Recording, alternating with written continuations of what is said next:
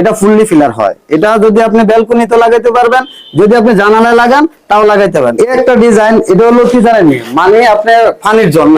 আচ্ছা, এটা আপনি বাড়ির সামনে যে লাগানো হ্যাঁ হয়। বাড়ির সামনে যে নিয়ে ব্যবহার করে, এটা উনি তো আমাদের কাস্টমার। উনি আচ্ছা ভাই, আপনি কোন জায়গা থেকে আসছেন? আমি চাঁদপুর থেকে আসছি। চাঁদপুর থেকে? জি। তো চাঁদপুরে তো অনেক দোকান আছে এই ধরনের, তো ওইখানে থেকে না কিনে আপনি এখানে কেন আসলেন? এখানে একটু সস্তা পাইতেছে এজন্য আসছি। যেরকম যে কোনো দর্শক বা যে কোনো কাস্টমার বাড়িতে নিতে গিয়ে যদি কোনো সমস্যা হয়, সেটা যদি ভেঙে যায় বা যা কিছু সমস্যা, এটা আমরা কই কোম্পানি থেকে আমরা আবার তাদেরকে পুরান মালটা রেখে, দাঙ্গা মালটা রেখে নতুন মাল আবার তাদেরকে দিয়ে দেওয়া হবে।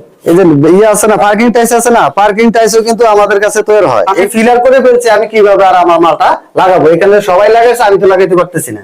তার জন্য ব্যবস্থা আছে। তার জন্য ব্যবস্থা হলো কি, এখানে আমাদের বডি আছে এবং এটার আগাগোড়া আছে।